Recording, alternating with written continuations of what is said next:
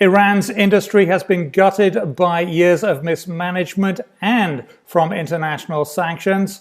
I'm Simon Constable. We got the former Shah's son, Reza Pahlavi, His Royal Highness, joins us now. He's going to explain what is going on there and what the solutions might be. Thanks for joining us again, sir. Thank you. So what is going on with the industry? Iran, Persia has a long history of great industry, great commerce. Then things went wrong. What's been happening since 1979? Well, the country has pretty much been kidnapped by some occupying force with an ideology that has repressed its citizens in the interest of conducting a policy of exporting an ideology. As a result, you see a country that has gone to ruins, a country that had all the potentials and resources to be today's Japan of the Middle East, and instead we're becoming the North Korea of the Middle East. There's a good reason for that. Corruption, mismanagement, and utter lack of any care for the people and national interests rather than the regime's preservation. So we ought not be surprised at all that people who can, in fact, govern that country or lead that country or work for that country or offer practical solutions are put out because that would be in the interest of the people as opposed to enriching the ruling mafia. Therefore, they have no say in the system. They are not employed or utilized, and there's no question that as a result, we have all the messes that have been created in terms of mismanagement of our resources and the country's assets. Not to mention the fact that if there's any resource left, it's not spent on the people and their welfare, but to finance the regime's ambitions in their regional proxy wars and conflicts and interference in other countries' affairs, from Lebanon to Yemen, from Syria to the four corners of the world. You have spoken with me previously about the need to scrap the current system and get a new system in. Do you think that would be enough to attract foreign investment? Clearly, foreign investment can really help jumpstart any economy. We saw it actually. You mentioned, South Korea. South Korea was a very poor country right after the Korean War, and it has grown into a very rich one. What can you say to people who are thinking, even if the system changes, who are worried about investing in a freer Iran? I actually think that it's the reverse. If you look at the conduct of many Western countries, despite the regime in Iran, when they know full well its nature, there still has been a lot of pushing by various business interests in these countries to do business with the Iran of the Ayatollahs.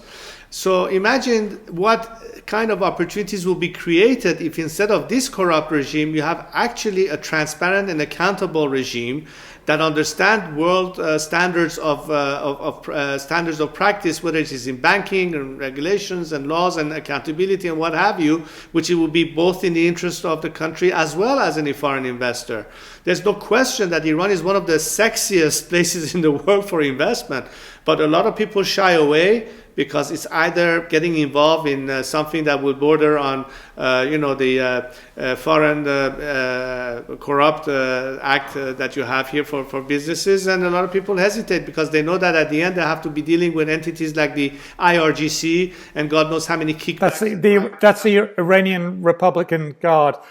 Can I just pitch in there and say, if you had a dream about what industries and what businesses that Iran would be known for in the future if it does become free once again, what would they be? I mean, clearly now everyone knows it for oil, but there is much more than that. What are your views on what it could be known for? Well, I'm a big proponent and defender of the environment. I think one of the biggest disasters and tragedies is the serious crisis that today Iran faces because of utter mismanagement of our water resources, and the water crisis in Iran, parallel to our political struggle, is perhaps one of the singular most critical elements that will threaten our nation's continuation down the path.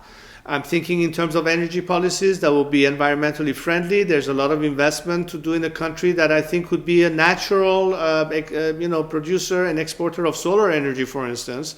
I think oil and gas are too valuable a resource that could be utilized to build up a cash reserves for the country to take care of pensions and retirement and healthcare and education and what have you, but allow for a free market to bring in the kind of investment that will be creating and stimulating jobs, and so on and so forth.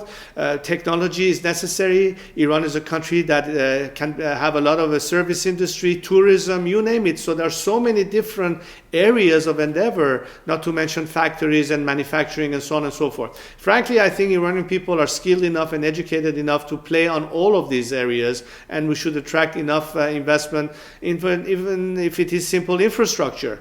The decay that has occurred once again as a neglect of the regime, whether it is highways, railroads, highways, you name it. There's so much at stake here and so much potential for a country of 80 million strong.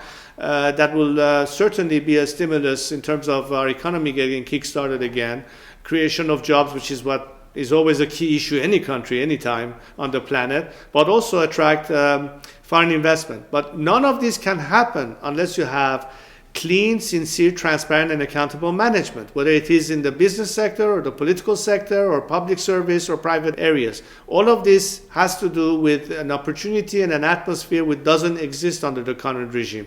And exactly this is the reason why people today demand a complete abolition of the Islamic Republic, because they know that until this happens, none of this can be achieved in Iran. Okay.